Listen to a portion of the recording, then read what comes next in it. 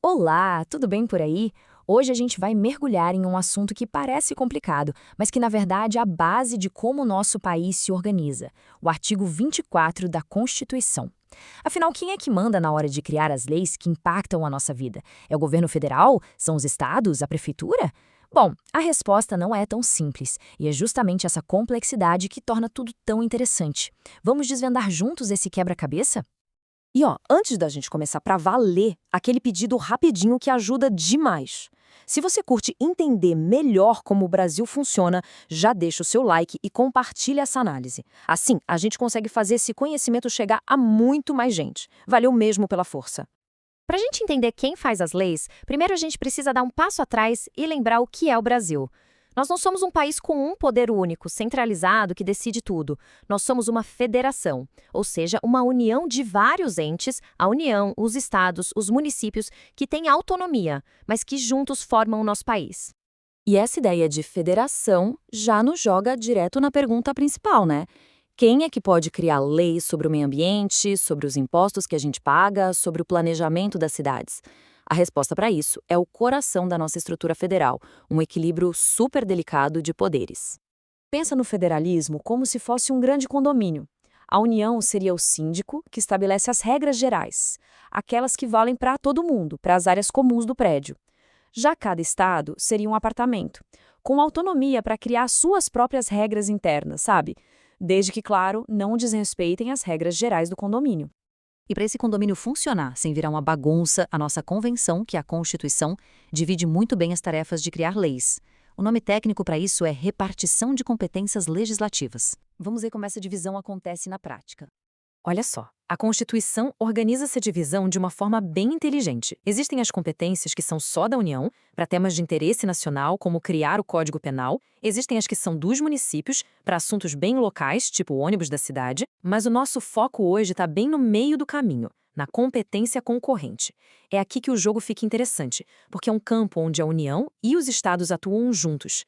E o coração dessa atuação em conjunto é justamente o artigo 24 da nossa Constituição. É ele que dita as regras do jogo para quando mais de um jogador, União e Estados, pode legislar sobre o mesmo assunto. Isso cria um sistema de cooperação, mas que às vezes também gera umas tensões, viu?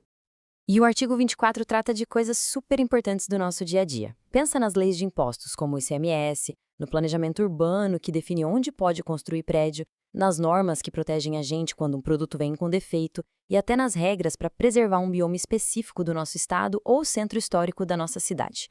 São temas que precisam de uma linha geral nacional, mas também de um olhar específico para cada região. Então, aqui está o pulo do gato, a regra de ouro da competência concorrente.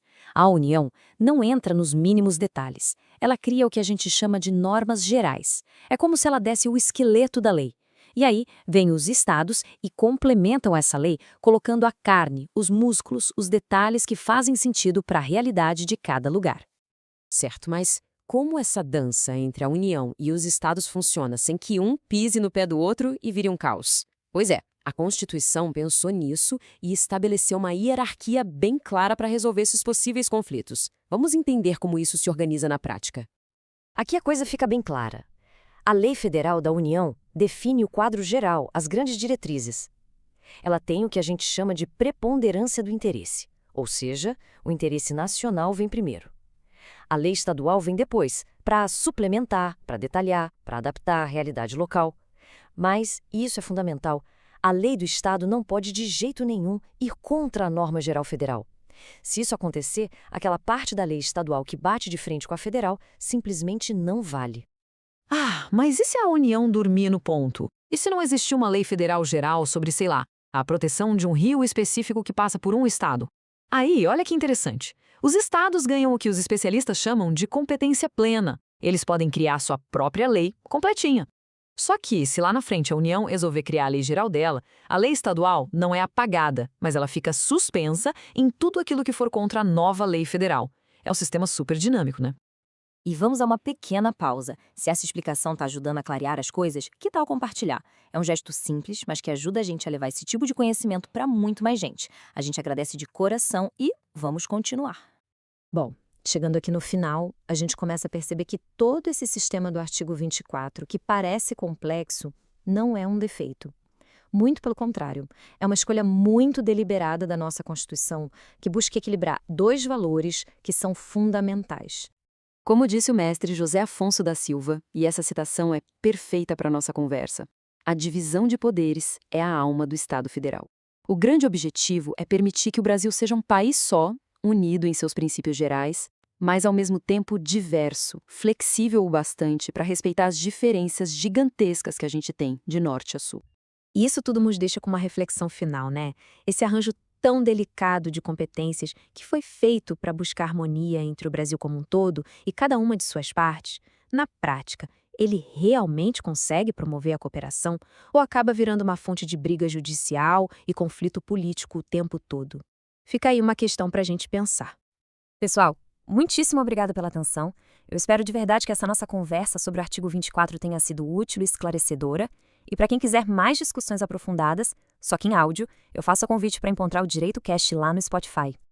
E antes de fechar, aquele último pedido. Um único clique no botão de like faz uma diferença enorme para o nosso trabalho.